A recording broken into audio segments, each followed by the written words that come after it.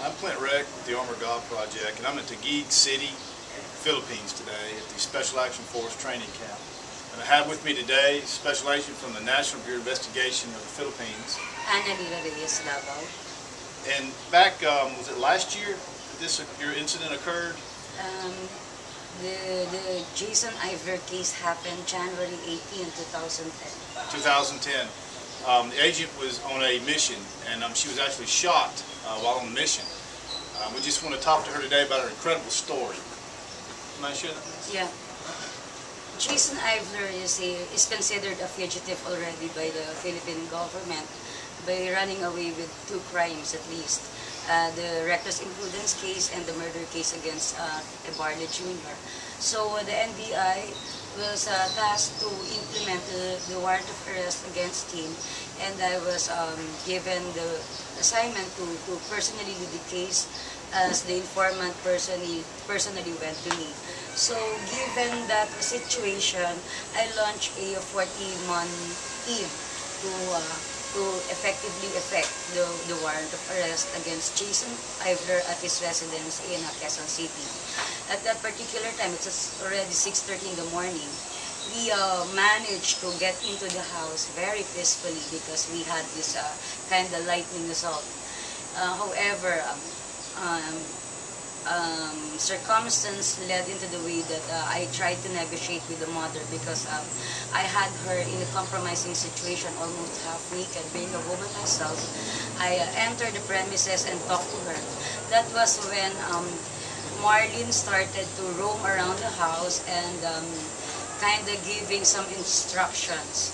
So the lightning assault was tempered down, and a negotiation ensued. So the team leaders of that operation, me included, allowed that negotiation to come into, and we agreed to at least only the 4 of us, only the 4 team leaders went down into the first floor of the house because we managed to get into the house through the 2nd floor.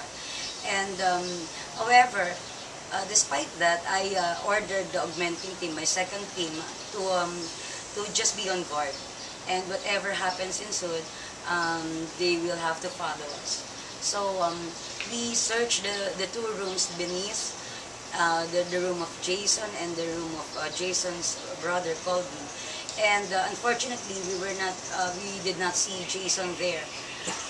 But knowing the circumstances present, because I was really very aware that Jason was already there, I had to make a double check on the entire 1st floor. And while my other co-agents were already on their way up, because they thought everything's all done in the 1st floor, I saw a little cabinet, a small room underneath the stairs. That's what they call the landing area. And I called one of my team members, Agent Lito Magno, the chief of the Special Action Unit, and told him to let's view that room.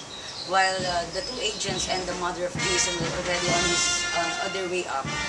And as we approach and open the small door, there's a little conversation, and I immediately saw that white face, because there's only a small light coming into the room, and I saw this face, a white face, because Jason is a white, and he was wearing this black vest with a small hood, and right there and then, just 2 steps, we just taken a few steps aback, and Agent Magno pronounced, "Jason, this is the NBI, come out." After saying that, Jason immediately fired his M16 on us, and since I was just about 3 or 4 steps away, I was immediately hit by that fire. And I would admit that I was not really wearing any particular shield or armor vest, because since I've admitted, call it lapse, but I've admitted to you that I'm the team leader in that particular operation. I deemed it wise not to wear it anymore because I will no longer be assaulting. But I still believe that every operative who would go into any particular operation even given a small or big role, must really be shielded with an armor vest.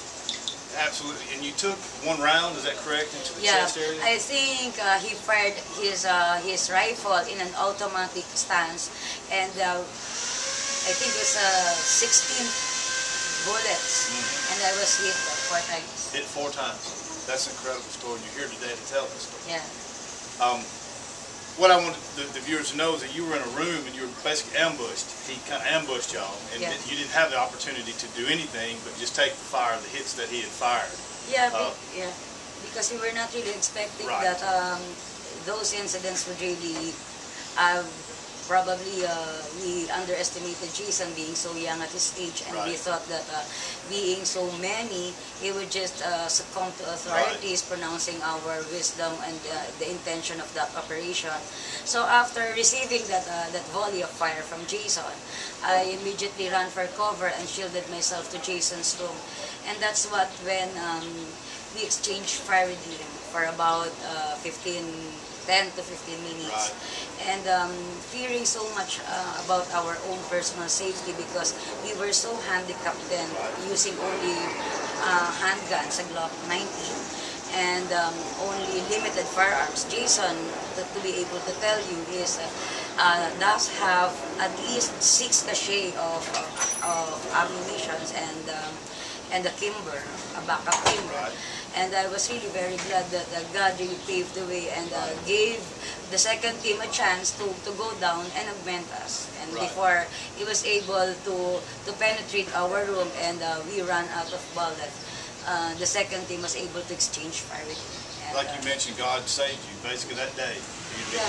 I think more than anything and anybody else, taking aside the human factor, it will be all up to God's. Yes, absolutely. And that's what we want to get across to the viewers today, that even though that a vest that you could have been wearing but didn't have on that day can save you, but the Lord Jesus can save you also. God's going to save you from anything. That's the best shield that I got in that particular moment.